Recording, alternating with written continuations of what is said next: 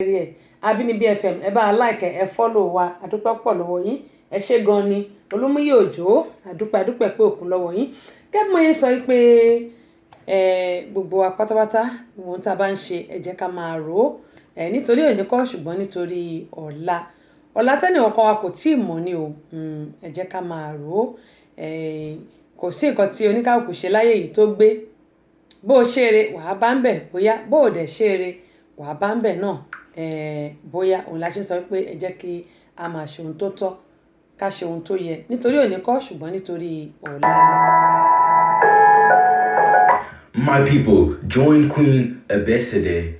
on Abínibí FM. Don't forget to share with friends and family.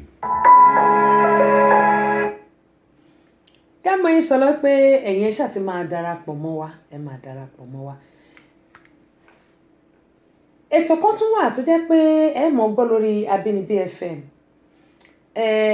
Ètò yìí ó ń sọ nípa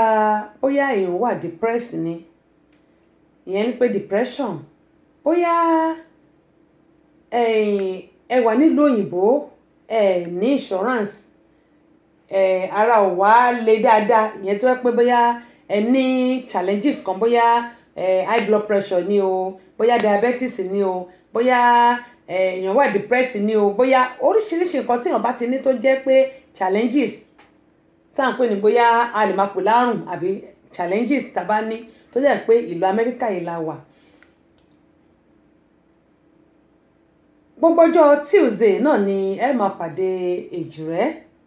lórí Abínibí FM rédíò ni o lórí rédíò wa ni o kì í ṣe lórí móhùnmáwòrán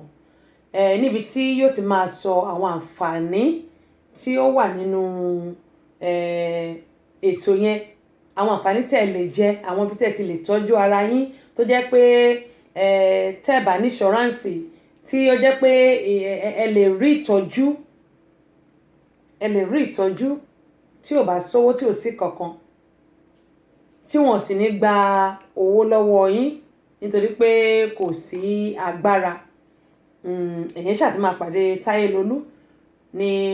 gbogbo ọjọ́ ìṣẹ́gun ní aago 9 alẹ́ bákan náà gbogbo ẹ̀yin tèmi tẹ́ wà nílùú Amẹ́ríkà ń bí ẹ̀yin náà ni mò ń bá wí o orí Abínibí FM náà ni ẹ tún máa jẹ àǹfààní ètò tí mo sọ yìí eléyìí ni ó kọ́kọ́ máa mẹ́nulé kó tó lọ sórí àyọkà òun ni ó kọ́kọ́ máa mẹ́nulé èyí tá a pè ní ìlera lọ́rọ̀ gbogbo bí tẹ́ ti lè rí àǹfààní jẹ ní ìlú Amẹ́ríkà ń bí gbogbo bí tẹ́ ti lè lọ tọ́jú ara yín pàápàá jùlọ yín tẹ́ wá láti ìlú Nàìjíríà tó jẹ́ pé ẹ padà tí ò sì sí ibi tẹ́ ti lè máa tọ́jú ara yín nítorí pé kò sí ṣọ́ráǹsì àǹfààní rèé o láti máa pàdé wa lórí Abínibí FM ní gbogbo ọjọ́ ìṣẹ́gun ní aago 9 alẹ́ ní gbogbo ọjọ́ Tuesday ẹ mọ̀ pàdé Èjìrẹ́ tó bá dẹ̀ pé bóyá ìṣòro kan lẹ́yìn kojú nípa ìlera ara yín ẹ̀yẹn ṣáà ti máa pàdé ẹ̀ gbogbo àwọn ọ̀rọ̀ tẹ́ bá fẹ́ bí léèrè gbogbo àwọn nǹkan tẹ́ fẹ́ kó di mímọ̀ fún yín bẹ́ bá ti ń pàdé Táyélolú Èjìrẹ́ ni yóò mọ̀ sọ lẹ́ẹ̀mọ́jọ́ ẹlẹ́bà máa jọ fi ọ̀rọ̀ jómi tó rọrọ̀ gbogbo bí tẹ̀dẹ̀ ti lè rí ìrànlọ́wọ́ yìí láì ní ná yín ní nǹkan kan rárá gbogbo ẹ̀ náà ni yóò mọ̀ ṣàlàyé fún yín gẹ́gẹ́ bí mo sọ pé Abínibí FM iléeṣẹ́ tó jẹ́ pé àwa lára ní àwọn nǹkan tó dẹ̀ lè máa ṣe wá ní àǹfààní náà ni a mọ̀ gbé jáde nílé iṣẹ́ yìí tèmi ní pé kẹ́yìn ṣáà ti máa pàdé wa kẹ́lẹ̀ túbọ̀ máa jẹ àǹfààní ọlọ́kùn òjọ̀kan lórí Abínibí FM adúpẹ́ pọ̀ lọ́wọ́ yín o láfíà nù yín ò ní dí o.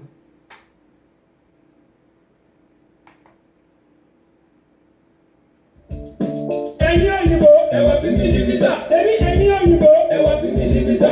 Amẹ́ríkà yá ẹ̀wà fi mí ní visa èmi ìyá kíyá ẹ̀wà fi mí ní visa ẹ̀ṣọ́ olórí tó tẹ́sí ẹ̀wà fi mí ní visa mo fẹ́ lọ sórí tẹ́sí show ẹ̀wà fi mí ní visa mo fẹ́ lọ àti àbí tẹ́sí show ẹ̀wà fi mí ní visa mo ṣe lórí tẹlifíṣàn ẹ̀wà fi mí ní visa èmi àti rédíò ẹ̀wà fi mí ní visa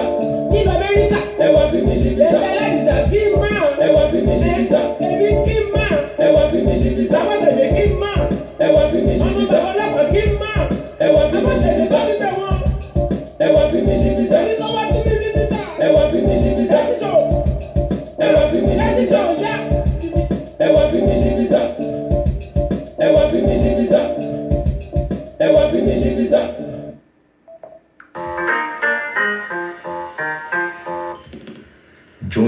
every night on Abinabi FM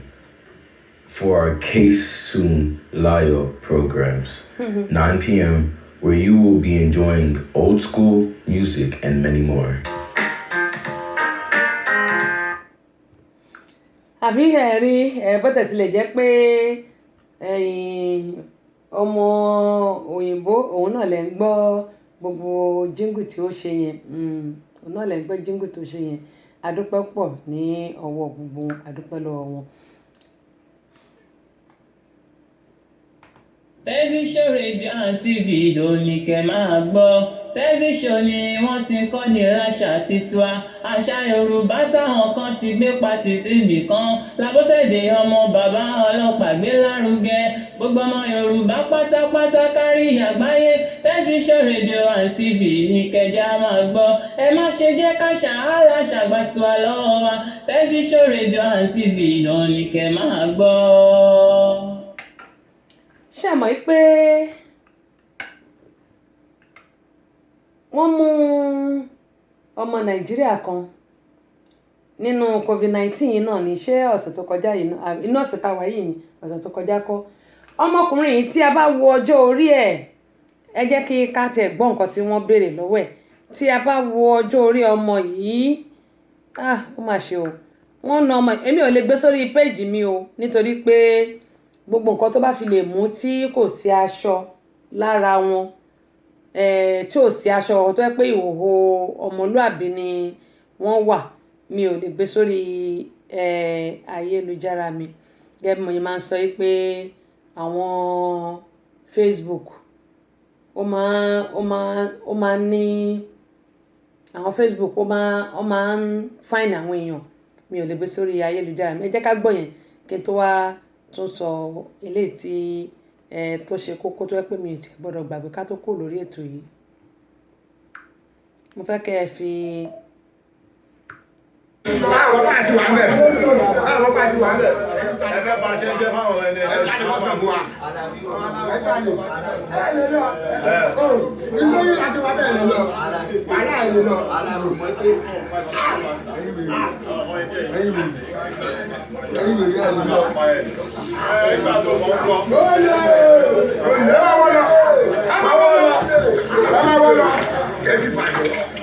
Kẹ́sì bàjẹ́ ẹ máa kú ó ní ilé ìbàmọ́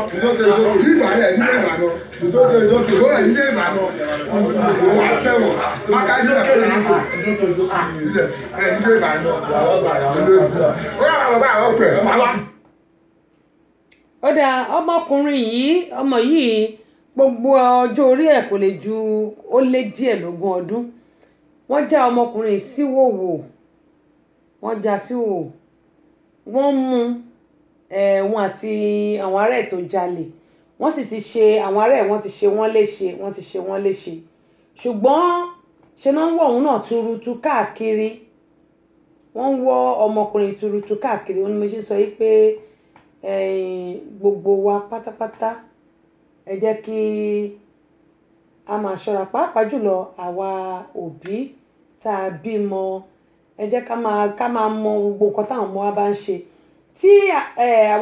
a bá mọ nǹkan táwọn ọmọ wa ń ṣe yín ò kí ń ṣe pé bóyá torí àwọn ọmọ yẹn máa sọ pé á ní àwọn òbí àwọn po close wọ́n á ní nǹkan tó yẹ kí àwọn òbí àwọn máa yọjú sí kọ́ ló yọjú sí wọ́n ní àgbà tí ò bá kẹ́hùn sọ̀rọ̀ á kẹtàn sáré ìyẹn ní pé ńgbà tí a bá wo nǹkan táwọn ọmọ wa ń ṣe tí a bá wo nǹkan tó ń ṣe eléyìí ó lè mú kí àwọn ọmọ yìí kí wọ́n hùwà míì tí ò yẹ kán hù rárá ó ní a ṣe ń sọ yìí pé kí a ṣọ́ra lórí ohun tí àwọn ọmọ yìí àti ìwà tán máa ń hù àwọn ọ̀rẹ́ tí wọ́n bá rìn pẹ̀lú àwọn ọ̀rẹ́ tán bá rìn ṣẹ̀mọ́ pé nígbà tí a bá lè kìlọ̀ fún àwọn ọmọ wa gbogbo ìwàkiwà tó ń hù yìí á jẹ́ kí àwọn ọmọ yìí kí wọ́n mọ̀ pé ilé ayé yìí ó pẹ́ gbàgbéje kí wọ́n yé máa kọ́ yé máa gbogbo ìwà tí ò yẹ kó ń hù kọ́ yé máa wù mọ́ nítorí pé wọ́n ní ò bá fọ̀rẹ́ ẹ̀wọ̀n mí kí n lè mọ orí èèyàn tó jẹ́ eléyìí tí mo fẹ́ kẹ́ gbọ́ lọ́dọ̀ tiwa 14,223 òun ni case tí wọ́n confam ní Georgia 14,223 lórí coronavirus yìí. Àwọn tí wọ́n ti kú 501 ló ti kú báyìí. Kẹ́mọ̀ sọ pé ojoojúmọ́ ni àwọn èèyàn ń kú, ojoojúmọ́ ni coronavirus ló ń mú àwọn èèyàn. Ọ̀kan nínú àwọn teacher tí ó ń kọ́ àwọn ọmọléèwé tí wọ́n lọ sí school, ó ṣẹ̀mú teacher yẹn ní ǹjẹ́ kò di ọ̀sẹ̀ tó kọjá obìnrin yẹn ṣáà ó ti kú báyìí, ó ti kú. Òun láyé sọ pé tí wọ́n ṣe tọ́ pé ká jókòó sílé yìí lóòótọ́ kò rọrùn, ṣùgbọ́n ẹ jẹ́ ká jókòó sílé. Àwọn patient tó yẹ pé bóyá wọ́n ti ẹ jẹ́ kí n tiẹ̀ tẹ́ a lè gbọ́. Counties with the highest number of cases are still Fulton, Garden, and DeKalb County. Nursing homes have been a critical focus of coronavirus response both here in Georgia and across the country. As of yesterday, the National Guard sanitized. Ó dáa, òun náà ni à ń sọ yìí, gbogbo àwọn tí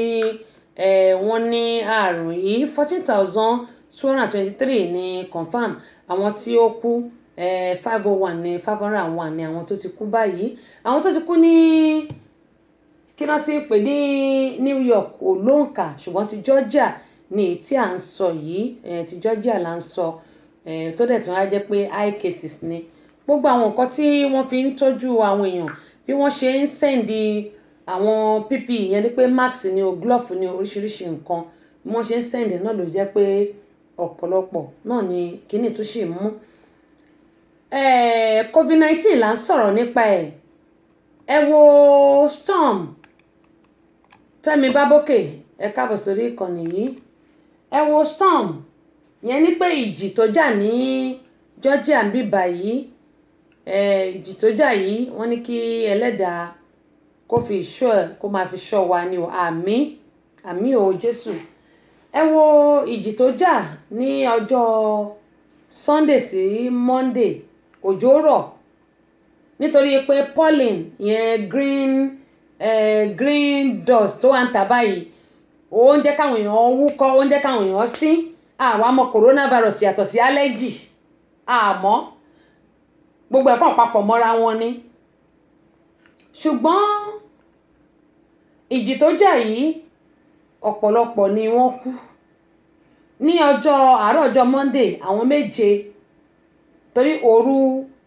òru alẹ́ Sunday mọ́jú Monday òun ni ìjì yìí ló jà. Ó ba ọ̀pọ̀lọpọ̀ ilé jẹ́, bó tẹ̀ pé mo gbé lórí péjì mi. Ó ba ọ̀pọ̀lọpọ̀ ilé jẹ́. Ájíà Tóyìnọlá Jamiu, my sister, ẹ káàbọ̀ sórí ìkànnì yìí. Ó ba ọ̀pọ̀lọpọ̀ ilé jẹ́ tó jẹ́ pé gbogbo ẹ̀ ló wó, igi wó, àìmọye nǹkan ló bàjẹ́, àwọn èèyàn 7 ló kú. Coronavirus ni gọ́vnà ń díò pẹ̀lú. My sister Tinúkẹ́ Ayẹni, àwọn ará Island ńkọ́, ṣẹ̀ṣẹ̀ ń tọ́jú ara yín, àbọ̀ Ọlọ́run tó dájú á wà lórí gbogbo wa o. Coronavirus ni gọ́vnà ń díò pẹ̀lú. Ẹ wá tún wá wo Storm, ìyẹn ìjì tó jà ní alẹ́ Sunday sí Monday. Àwọn 20 èèyàn ni wọ́n ṣèṣe tó jẹ́ pé wọ́n wà nílé ìwòsàn bákúbálà. Ní ọ̀sán ọjọ́ Monday, arákùnrin kan òun àtàwọn ọmọ ẹ̀ ní ìjì pa mọ́lé, kò mọ́ tàwọn 7 tí wọ́n kú o, ọ̀tọ̀ tún nìyẹn. Ní ìjì owó ilé wọn wá wó lù wọ́n. Ìgbà tán dẹ̀ máa tú gbogbo ilé tán, tú gbogbo páǹtán, kó gbogbo ẹ̀. Ló di pé arákùnrin àtàwọn ọmọ ẹ̀ ni wọ́n ti bá tílé ti wó lù wọ́n mọ́lẹ̀. Olùmọ̀yìn sọ pé ẹ máa gbàdúrà fún wa. Ilé pákó ní ilé wa, gbogbo ilé tẹ̀rín tó ń dán yanranran nílùú Nàìjíríà, tẹ́ máa wò pé àwo bí tó ń gbé pákó ń gbogbo ẹ̀. Àwọn ilé blọ́ọ̀kù wa ò tó nǹkankan, kò tó nǹkankan. Yes ma, my sister, kò tó nǹkankan. Ó ní mo ṣe ń sọ pé mo bẹ̀ yín torí Ọlọ́run ẹ máa gbàdúrà fún wa. Ẹ wo àwọn tí wọ́n ti kú yìí, àwọn méje yìí, àwọn kan ò lẹ́bí nínú wọn tó jẹ́ pé òkú ìjọba ni. Irú arákùnrin àti àwọn ọmọ ẹ̀ tó kú yìí, ìjọba náà ló máa sin wọ́n torí gbogbo ilé yẹn wó pa wọ́n ni. Ṣé ẹ mọ̀? Èèyàn kúkú mọ̀ pé lóòótọ́ wọ́n sọ pé ìjì máa jà, ṣùgbọ́n mo gbà ládùúrà pé gbogbo àwọn tí irú ẹ̀ ṣẹlẹ̀ sí tán lẹ́bí, Ọlọ́run á tu ẹbí wọn nínú. Ẹ máa gbàdúrà fún wa nílùú òyìnbó. Kọ́lọ́run kó ṣàánú fún àwa táwa l'Amẹ́ríkà ń bí torí ìlú òyìnbó mo ti dé London, kíní wọn ò nílé pákó, ọ̀dọ̀ wa ń bí l'Amẹ́ríkà nílé pákó wà. Ilé ọ̀hún ó sì wọ́n jojú lọ, ó wà expensive, ilé pákó sì ni. Ìgbà táwọn èèyàn bá rí ní àwọn gbé mansion, of course wọ́n gbé mansion náà ni. Rahim Ọlálékan wọ́n gbé mansion náà ni. Àwọn tó ti kú yẹn báyìí, kí Ọlọ́run Olódùmarè kó bá fi ọ̀run kẹ́ wọn. My sister, much love o, Tinúkẹ́ Ayẹni. Èmi náà mo nífẹ̀ẹ́ yín tọkàntọkàn. Kí Ọlọ́run Olódùmarè kí ó ṣàánú fún wa nílùú Amẹ́ríkà ń bí. Wọ́n ní tí onírèsí ò bá fi gbá mọ́ èyí tó ti fi sílẹ̀ ńkọ́ kò lè parun. Kò lè parun. Kí n tó sọ ọ̀rọ̀ eléyìí tí mo fẹ́ sọ yìí, mo gbé eléyìí sórí péjì mi gẹ́gẹ́ mo sọ pé bó ṣe ń lọ làwa náà ń tẹ̀lé. Nítorí pé àwọn ìròyìn tí a bá ń gbọ́ kí gbogbo wa ká lè jẹ́ kí a máa mọ nǹkan tó ń ṣẹlẹ̀. Mo ní àwọn ará Nàìjíríà wọ́n ń pariwo pé wọ́n fún wa lówó nílùú òyìnbó ń ṣe kinní kan. Ẹ jẹ́ nǹkan sọ eléyìí, mo bẹ̀ yín èèyàn wa torí Ọlọ́run. Gbogbo èyí tí ẹ bá lọ gbọ́ ètò yìí yálà lẹ́yìn bóyá ẹ̀ ń gbọ́ lọ́wọ́lọ́wọ́ báyìí ni o, àbí lẹ́yìn tí mo ṣètò tán ni ẹ lọ gbọ́. Ọlọ́run ní ṣètò ẹ̀, Ọlálékan Rahim. Ẹ jọ̀ọ́ mo bẹ̀ yín torí Ọlọ́run, èmi náà wẹ́n tó máa fún mi lówó o. Ṣé ẹ rí mi lè tan fóònù mi mọ́ báyìí? Bí n bá ti tan fóònù, bí n bá máa fi ṣí fóònù báyìí, this is my account number, send money to it. Ó mà ṣe o. Ṣé ẹ rí lóòótọ́ àwọn èèyàn máa ń parọ́ fáwọn èèyàn. Mi ò ní parọ́ fẹ́ni kankan o, ṣùgbọ́n máa ń sọ nǹkan kan pé it's either you take it or you leave it. Bó o bá gbà kó o fi sílẹ̀, it's either you take it or you leave it ní ọ̀rọ̀ tèmi. Mi ní parọ́ fún yín o. Mo dẹ̀ máa ń sọ fáwọn èèyàn mi ò lè parọ́ fún ẹ. Tí n bá sọ pé mo burú, ṣùgbọ́n ó ní bẹ́ẹ̀ mi ṣe mi kí tètè bínú o. Tí n bá dẹ̀ bínú, mi ní bẹ́ẹ̀ jà, màá kànra fi ẹlẹ̀, wọ́n máa ṣe tiẹ̀, wọ́n máa ṣe tèmi ni. Torí mi ìfẹ́ wàhálà fáyé mi. Mo bẹ̀ wá torí Ọlọ́run, mo ń bẹ̀ wá ní o, mi ò ṣákọ́ o. Mo fi Ọlọ́run tó dá gbogbo wa, mo fi ń bẹ̀ ẹ̀yin èèyàn wa nílùú Nàìjíríà, mi ṣákọ́ o. Ṣé ẹ rí bẹ́yìn ṣe nílò owó lèmi náà nílò owó. Lákọ̀ọ́kọ́ aláfẹ́ ṣe nǹkan fáwọn èèyàn, a postpone ẹ̀. Owó ta fẹ́ lò gan kò tíì pé. Àwọn gan táwọn àbí tán náà máa fún wa lówó àárọ̀mí àrẹ́jẹ̀. Nítorí pé owó àbú náà fi ń ṣàbú lálejò lọ́dọ̀ tí wá ń bí. Ẹnìkan la jọ ń sọ̀rọ̀ tó ní kí ni ìdí tí mo sọ pé owó àbú náà fi ń ṣàbú lálejò. Nígbà tí mo bá san 6,000 lọ́dún, ọdún tó kọjá 6,000 ni owó tí mo san lọ́dún. Nǹkan tó dẹ̀ ṣẹlẹ̀ lọ́dún ìṣẹ̀lẹ̀ wá náà máa fún wa ní èrò náà máa fún wa 1,000 àbí 1,000. Èyí 1,000 wà àti ìrí ǹjẹ́ owó àbùkọ́ náà fi ń ṣàbúlẹ̀ tí wọ́n bá yọ 1,000 tẹ́yọ́ kò nu 6,000. 5,000 kọ́ ló wà lọ́wọ́ ìjọba àbí? Àwa tó dẹ̀ pé bóyá ṣe owó tax tàṣán bóyá 4,000 ní tó fún yín 1,000, 3,000 kọ́ ló wà lọ́wọ́ ìjọba báyẹn. My sister Dayọ̀ Ìtùnú, àdúpẹ́ lọ́wọ́ yín bẹ̀yẹ̀ bá a ṣe àfídíò yẹn ní dààmú. So gbogbo seed of hope tá la fẹ́ ṣe fáwọn èèyàn, ẹ rí pé a ti put hold, a ti dá dúró fún ìgbà díẹ̀ dìgbà tí gbogbo coronavirus máa fi lọ. Gbogbo nǹkan tá fẹ́ ṣe fáwọn èèyàn pátápátá a lè ṣe mọ́. A máa ṣe o nítorí àwọn tí wọ́n fẹ́ ṣèrànlọ́wọ́ fún wa àtàwọn tó ti ṣèrànlọ́wọ́ a máa ṣe o sin is believing kẹ́ mo yẹn máa ń sọ a máa ṣe torí pé a ti gbé kalẹ̀ ọlọ́run lo èmi fáwọn èèyàn ọlọ́run lo àwọn èèyàn fẹ́mi náà ni ṣùgbọ́n mo bẹ̀ wá torí ọlọ́run èmi ò tí ì rí owó kankan o ìjọba ti sọ kó máa fún wa ṣàpẹ́ tán bá ìtọ́nù dẹ̀ ní toníkálukú ṣùgbọ́n èmi ò rí owó kankan mi ò tí bá ti rí màá sọ pé mo ti rí mi ì tí ì rí owó kankan bóyá sì ń bọ̀ wá àmì ṣùgbọ́n àwọn tó bá make like 100,000 àbí 150,000 mi rò pé ìjọba máa fún wọn lówó o agbọ́tàwà báyìí tó tẹ̀ pé ọlọ́run là ń bẹ̀ là wa bó bá ti ń bọ̀ ọlọ́run á jẹ́ kó dé láyọ̀ ṣùgbọ́n mi ì tí ì rí owó kankan gbà bákan náà mo bẹ̀ yín torí ọlọ́run gẹ́gẹ́ bí mo ṣe ń bẹ̀ yín fóònù mi nísìnyí fóònù mi ò lè gbé lẹ́mọ̀ n bá ní mo tan fóònù the next thing bá ní ni this my account number send money to it èmi náà mo ń bẹ ọlọ́run ni mo gbé radio station lẹ̀ kò mí pé arábìnrin yìí ó ti ní gbogbo owó yìí lọ́wọ́ radio station tá la gbé lẹ̀ owó gọ́ọ̀mẹ̀ntì la fi ṣe àbí owó tẹ́ fẹ́ ṣàyà ní báǹkì tẹ́ fi gbé kalẹ̀ tẹ́ sì máa dá padà tó sì ní interest nínú kì í ṣowó ẹni àbí mo jẹ ìyálóde ìyẹn ò mí pé bóyá mo ní igi owó lẹ́ǹkùlé mo jẹ ambassador kò mí pé mo ní igi owó lẹ́ǹkùlé mo jẹ ìyá agbáṣàgà kò mí pé mo ní igi owó lẹ́ǹkùlé bẹ́ẹ̀ ṣe rí lèmi náà ṣe rí àyàtọ̀ lóòótọ́ mo lè wà nílùú òyìnbó kẹ́ mo dẹ̀ ṣe máa ń sọ pé bí ọlọ́run bá ṣe bùkún mi mò ń ṣèrànlọ́wọ́ nítorí pé gbogbo wa bàbá kò lé ayé yìí náà mú nǹkan kan wá lè mú nǹkan kan padà kí wá láǹfààní ilé ayé tá a gbé tá a lè ran ọmọlàkejì wa lọ́wọ́ ṣùgbọ́n kò ń ṣe lọ́wọ́ tá a wà nítorí pé gbogbo abákan náà gbogbo wa ṣe jọ rí ẹ̀yin pariwo lọ́n àwa náà ń pariwo ń bí ohun tí ò jẹ́ káwa máa pariwo nílùú Amẹ́ríkà ni pé credit card tá a ní òun là ń ná gbogbo owó tá a ti fi jẹun nu credit card mi báyìí kò ṣe sọ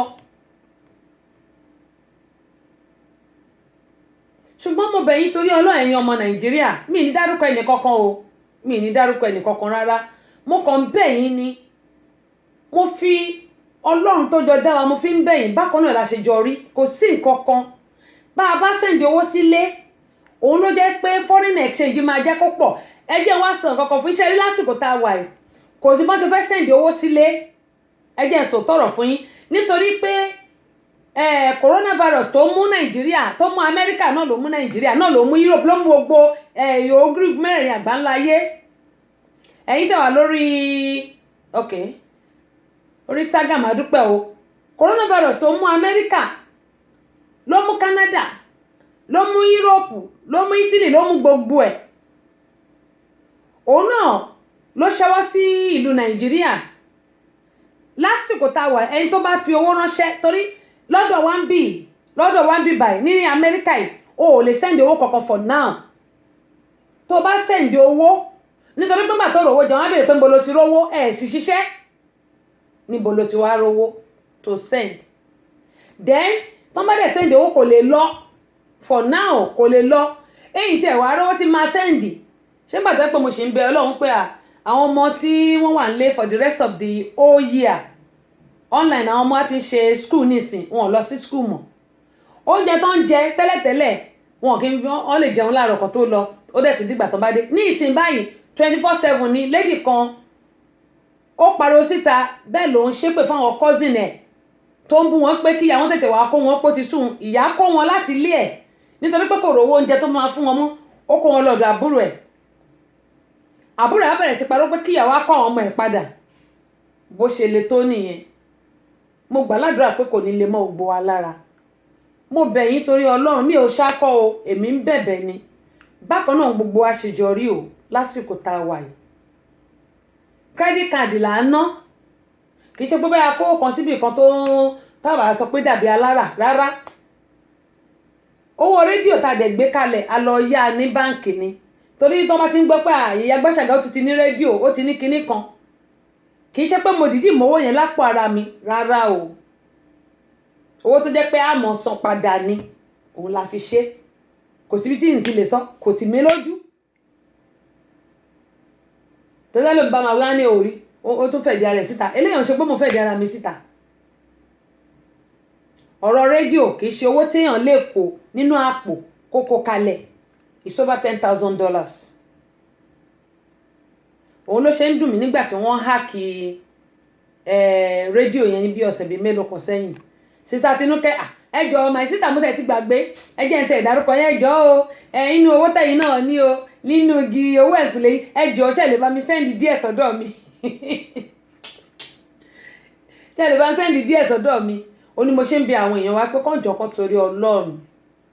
bákan náà gbogbo àṣírí ẹjọ́ torí Ọlọ́run mo fọlọ́ ń bẹ̀ yín èmi ò ṣakọ o ẹ̀yin tẹ́ bá dẹ̀ ti ń bú mi pé o rí àwọn ni kinní kan ni mo rí o mo kúkú rí ṣùgbọ́n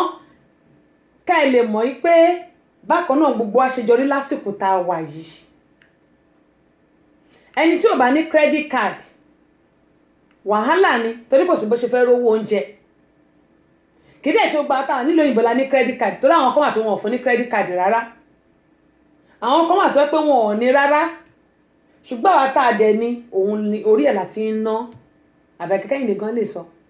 orí ẹ̀ gbogbo wa ti ń ná sista Dayo Tunu gan lè sọ sí kì í ṣe pé bóyá owó kan wà níbì kan mi ì jiyàn àwọn tó jẹ́ pé bóyá wọ́n níṣẹ́ tí wọ́n tó pé wọ́n lówó ń báǹkì o ṣùgbọ́n rú èmi báyìí Ọlọ́run là ń bẹ̀ lọ́dún lé mi mo jẹ́ ambassador ìyẹn sọ pé igi owó wà lẹ́yìnkùlé mi mo jẹ́ ìyá Gbàṣàgà kò ní igi owó wà lẹ́yìnkùlé mi ẹ rí pé Seed of Hope ta fẹ́ ṣe èmi náà ń bẹ àwọn èèyàn lórí ètò ni láti lè ṣèrànlọ́wọ́ ìyẹn ló yẹ kẹ́ ẹ máa wá wò ó pé tí ẹni yìí bá ní adúrú owó tó fẹ́ lò fún àwọn tó fẹ́ rọ̀ lọ́wọ́ kò ní máa bẹ̀bẹ̀ wípé káwọn èèyàn fóun lówó lórí ètò ìyẹn ló yẹ kẹ́ ẹ kọ́kọ́ rò ṣùgbọ́n àwọn ọmọ Nàìjíríà kì í ní àròjinlẹ̀ my sister sẹ́ńdẹ̀ẹ̀kẹ̀ àìrọ̀ sister yẹn ṣe bẹ́ẹ̀ yìí ni ogójú yín kọ́ ló ń dán yìí ẹjẹ sẹ́yìn mi ní bí $2,000 jàre màá ṣàdúrà fún yín o màá ṣàdúrà fún yín ṣé mọ̀ mo jẹ́ oyè kò mí pé bóyá ó ti ní gíwó lẹ́ǹkùlé ojú táwọn ará Nàìjíríà máa fi ń wò wá kò yé mi rárá mo sọ níbẹ̀rẹ̀ tó yìí pé 1,000 naira Nigerian money òun náà ní $1,000 ti wá ń bíbà àwọn ilé 1,000 táwọn bá gbà ilé 1,000 naira táwọn bá gbà àti ilé 1,000 ti wá ó yàtọ̀tọ̀ síra wọn ṣùgbọ́n gbà tá a bá sẹ́ǹdì owó yẹn sílùú Nàìjíríà lówó yẹn máa ń pọ̀ náà máa fẹ́ gba bí almost 400 náà wọ́n sọ pé àwọn ti lówó nílùú òyìnbó ṣùgbọ́n ẹ má gbàgbé pé owó tá à ń pa ń bí báyìí náà tàbí tá à ń pa káàkiri àwọn ìlú òyìnbó kì í ṣe owó tó yẹ pé bóyá because àwa tá à ń sanwó lé $2,000 irú ilé tèmi nìsín 1,000 plus lówó lé mi 1,200 lówó lé mi nísìn nítorí equity orí ẹ̀ wọ́n sọ di 1,350 wọ́n sọ di 1,350 so now 1,350 yìí bóyá nítorí coronavirus àti mọ̀kàn tó máa ṣe fún wa lórí ẹ̀ ṣùgbọ́n 1,350 òun ni owó tí à ń san ní ilé ọ̀dọ̀ mi ẹ wá wò ó 1,350 yìí nígbà téèyàn bá rírú owó yẹn tá bá kó lọ Nàìjíríà ló máa pọ̀ ẹ mọ́ bínú o kí ló interrupt ó ti padà ó ló interrupt ó dà pátọ̀dọ̀ àtọ̀dọ̀ wọn lọ́hùn ni kẹ́mọ̀ yín sọ pé 1,300 yìí 350 tá bá kólẹ̀ tá bá sẹ̀lẹ̀ sí Nàìjíríà ló máa dàbí owó ńlá ṣùgbọ́n owó yẹn gẹ́gẹ́ ò tó wá ẹni tó dẹ̀ ń san 1,300 àbí 1,500 owó tó ń gbà níbi iṣẹ́ minimum is $750 ìsìn náà ní kan sọ di $15 so ń gbọ́ bá gba $750 á jẹ́ pé owó oṣù kan tó bá pa ẹ má gbàgbé pé yóò sanwó iná yóò sanwó omi yóò sanwó íńtánẹ́ẹ̀tì yóò sanwó fóònù bó bá ní age mother lọ́dọ̀ yóò tún sanwó treatment yẹ tó bá ní àwọn ọmọ yóò tún tọ́jú àwọn ọmọ ẹ̀ kó tó di pé yóò tún wá sanwó ọ̀ndàlẹ́nu gbogbo nǹkan tá à ń sọ yìí owó oṣù kan owó oṣù méjì gan kò tí ì ká gbogbo nǹkan tá à ń sọ yìí ṣùgbọ́n nítorí pé a nífẹ̀ẹ́ àwọn èèyàn wa nílùú Nàìjíríà tá a bá wá ṣiṣẹ́ a máa mú ẹlòmíì ó lè jẹ́ $5 tá à ń pè ní $5 lọ́dọ̀ yín ló máa tọ́jú èmi ìgbà míì tí n bá rí owó lè jẹ́ $10 ni màá tọ́jú síbi kan gbà jẹ́ fẹ́lẹ́ síbi báyìí torí bá máa fún àwọn àbúrò àbẹ́yàn lówó. ẹ wo Seed of Hope tí mo ń sọ̀rọ̀ ẹ lọ lẹ́ẹ̀kan tí bá ní gbogbo tí mo lè fi ṣe gbogbo kíní ẹ mi ò ní máa sọ fáwọn èèyàn lórí ètò mi pé ẹ jọ̀ọ́ ẹ ràn wá lọ́wọ́ ẹ ṣe báyìí o a fẹ́ ṣe báyìí fáwọn èèyàn mi ní sọ bẹ́ẹ̀ màá kó gbowó ilẹ̀ káàṣì ni màá dẹ̀ ṣe gbogbo nǹkan tá a máa ṣe àwọn èèyàn kàn dẹ̀ rí ni ó ti tán. ṣùgbọ́n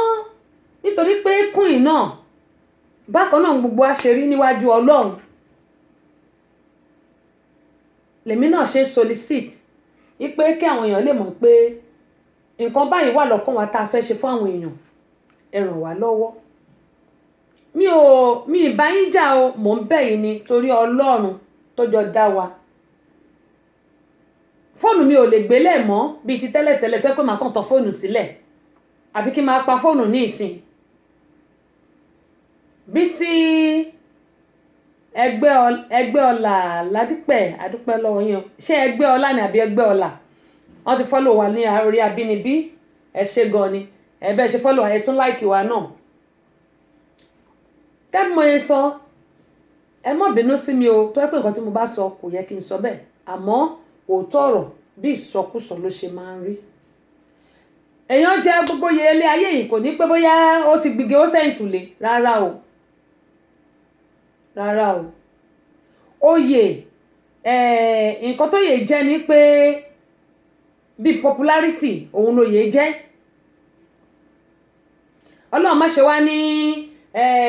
orúkọ la rí kò sówó Ọlọ́run ò ní ṣe wá bẹ́ẹ̀ bí ọlá bá ti dé